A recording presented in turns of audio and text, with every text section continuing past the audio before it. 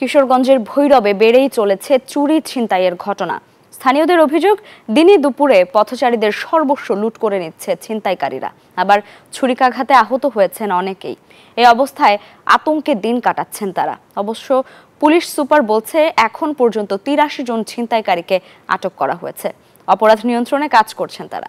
টিটু দাসের তথ্যচিত্রে desk report. কিশোরগঞ্জের ভৈরব শহর এখন ছিনতাইকারীদের দখলে। প্রতিদিন কোনো না কোনো এলাকায় ছিনতাইয়ের ঘটনা ঘটছে। স্থানীয়দের অভিযোগ, এখানে একাধিক শক্তিশালী ছিনতাইকারী চক্র সক্রিয় রয়েছে। দিনে দুপুরেই পথচারীদের সর্বস্ব লুট করে নিচ্ছে তারা।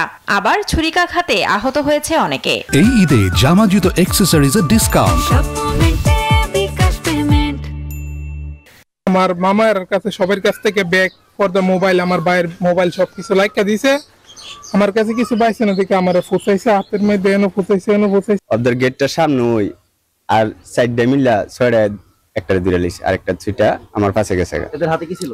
এদের হাতে দুটার হাতে দাও ছিল। ওরা মনে করেন বইয়ের মধ্যে অনেক শক্তিশালী দাঁড়াইছে, যা মনে করেন মানে ইয়া করার মতো ওদের পিছনে অনেক বড় বড় লোকের হাত আছে।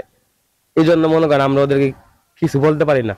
ছিনতাইকারীদের গ্রেপ্তারের প্রতিবাদে সাধারণ শিক্ষার্থীর ব্যানারে ঢাকা সিলেট মহাসড়কের দুর্জয় ভৈরব চত্বরে বিক্ষোভ কর্মসূচি হয়েছে।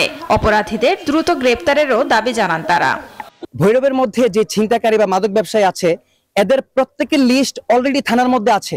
এরা জানে যে কিভাবে এই ছিনতাইকারীগুলোকে কোন জায়গায় গেলে পাওয়া যাবে এবং ধরা যাবে। পুলিশ সুপার জানান, যারা অপরাধ করছেন তাদের আইনের আওতায় আনা হচ্ছে। আইন শৃঙ্খলা রক্ষা এবং অপরাধীকে আইনের আওতায় আনতে বদ্ধপরিকর আমরা সেভাবে কাজ করছি এবং আমাদের যে আইন শৃঙ্খলা আমাদের এখানে নিয়ন্ত্রণে আছে। আর যে কোনো সময় অপরাধ হলে আমরা অপরাধীকে দ্রুত আমরা আইনের আওতায় নিয়ে আসছি এবং যিনি অপরাধ করুক না কেন আমরা তাকে অবশ্যই আইনের আওতায় আনবো। এখন পর্যন্ত ৮৩ জন ছিনতাইকারীকে আটক করা হয়েছে বলেও জানান তিনি। Desk report, news 24।